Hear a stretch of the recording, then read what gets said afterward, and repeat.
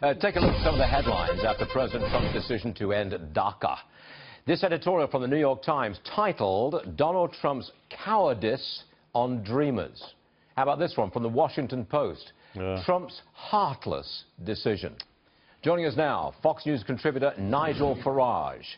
The mainstream media here is apoplectic over this immigration decision.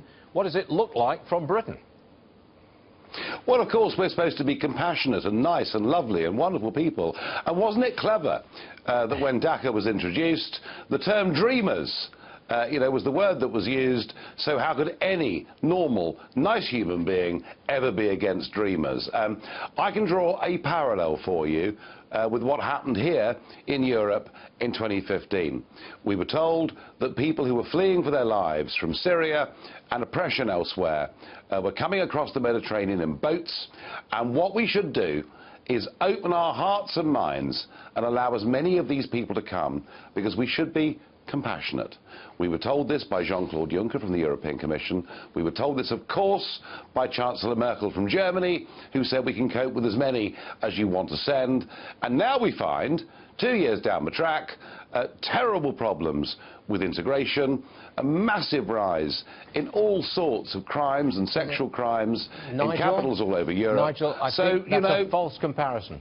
I don't think you compare these 800,000 youngsters brought here without any knowledge of their own who are still here. I don't think you can compare them to the migrants who flooded into Europe in 2015. That's a false comparison. I think too harsh.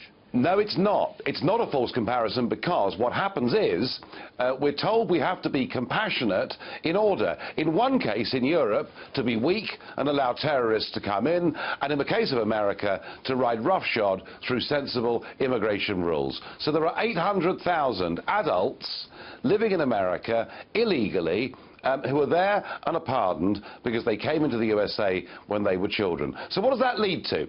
It leads to, effectively, the trafficking of people at America's southern borders, and, as Attorney General Jeff Sessions quite rightly said, actually, some pretty nasty humanitarian situations. Okay. This is what the left do. They use the word compassion to win the argument, and generally they do.